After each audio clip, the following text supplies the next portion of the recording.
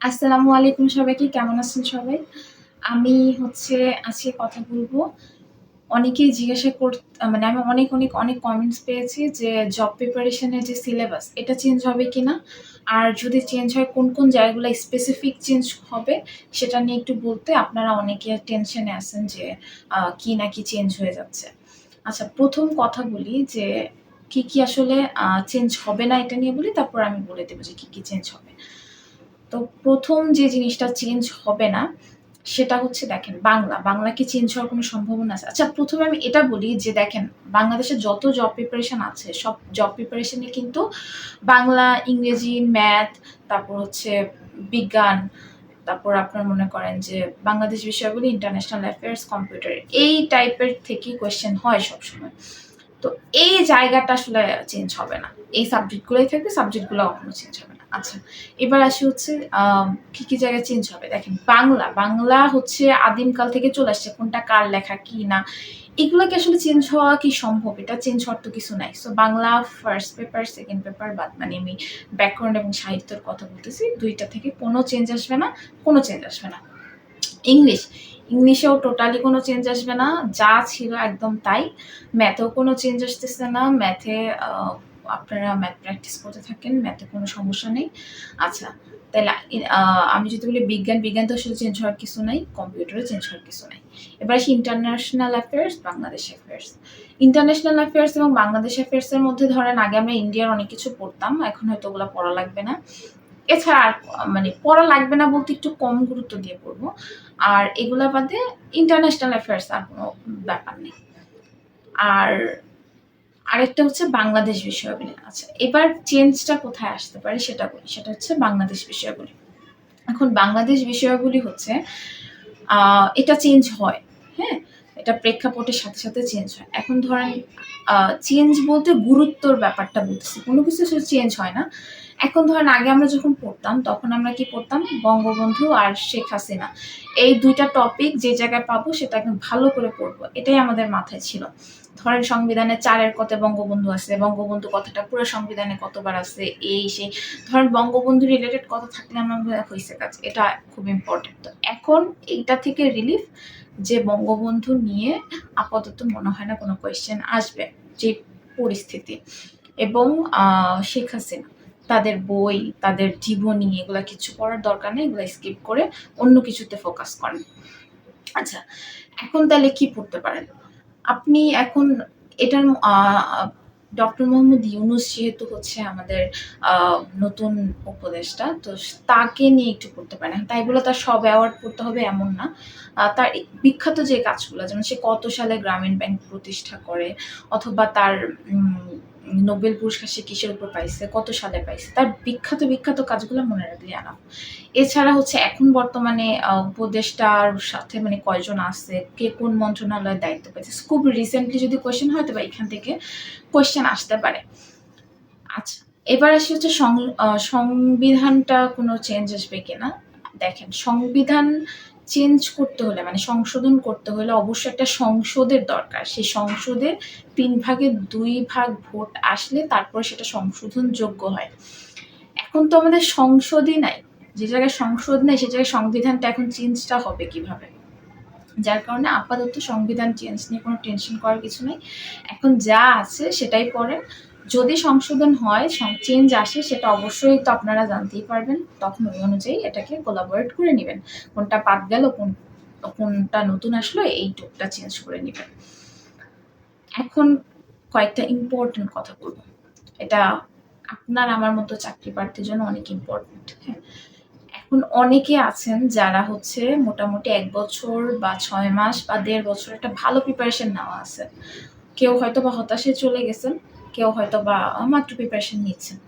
আমি এই ২ স্টেজের মানুষকে বলবো যে দয়া করে এখন হোক না ছেড়ে এখন প্রিপারেশনটা ৩ গুণ ৪ গুণ বাড়ায় দেন। কারণ এই অন্তর্বর্তীকালীন সরকারের আমলে অনেকগুলা নিয়োগ পরীক্ষার আসার সম্ভাবনা বেশি, সার্কুলার। কারণ এখন প্রচুর কর্মকর্তা যারা হচ্ছে উচ্চপদস্থ কর্মকর্তা তারা কিন্তু সরকারি কর্মকর্তারা রিজাইন দিয়ে দিয়েছে, পদত্যাগ করেছে।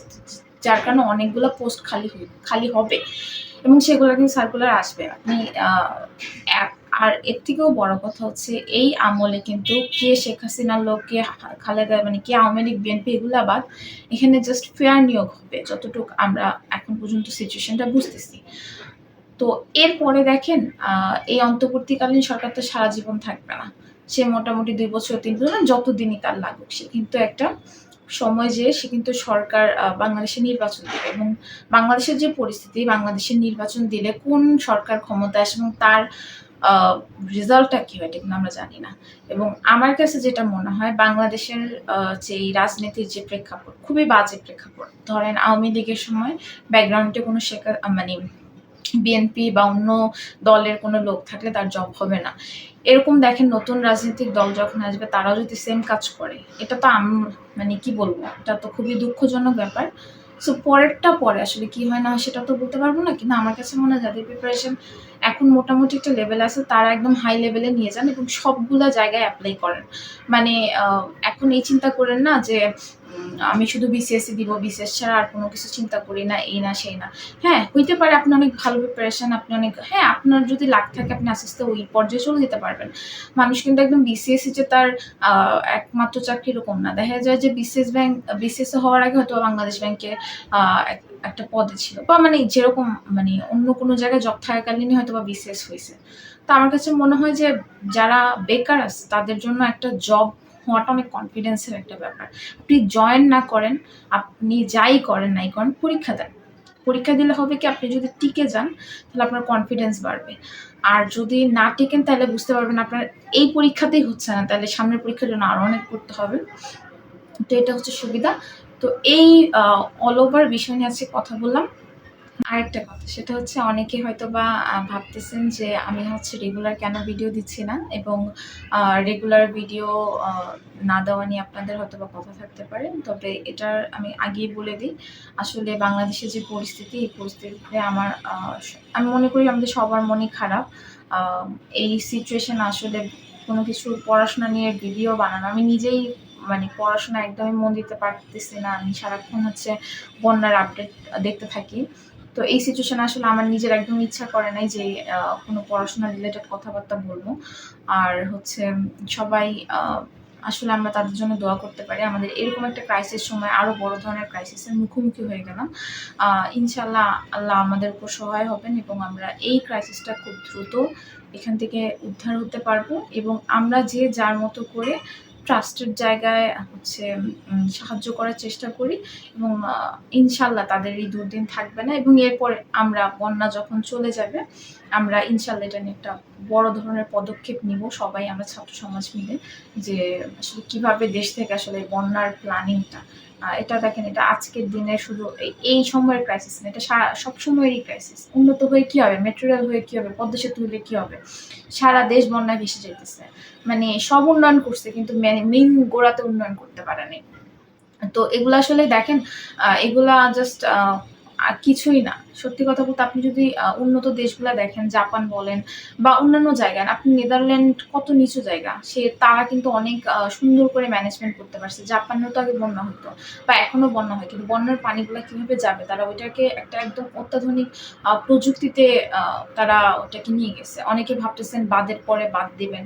আসলে যেহেতু আমরা নিচের দেশ, সো বাদ দিলে আসলে কতটা ইফেক্টিভ ভাবে থাকবে সেটার চেয়েও বড় কথা আমার কাছে মনে হয় যে বিভিন্ন উন্নত যে কান্ট্রি গুলো আছে তাদের সাথে কনসাল্ট করে আসলে আমাদের দেশটাকে কিভাবে পরিকল্পিত করে একদম সাজানো যায় সেটা করলে আমার কাছে মনে হয় বেশি বেটার হয়। আর ইনশাআল্লাহ এই বন্যা যাওয়ার পরে ইন্ডিয়া তো ওদের চেহারা দেখাই দিছে যে ওরা কি করতে পারে। তো ইনশাআল্লাহ আমরাও আমাদের মেইন মানে মেইন যে অস্ত্র আমাদের ছাত্র সমাজ, হ্যাঁ? আমাদের মধ্যে যে সবার যে ইউনিটি এটা দিয়ে আমরা আমাদের দেশকে অনেক দূরে এগিয়ে নিয়ে যেতে পারবো এটা আমার বিশ্বাস।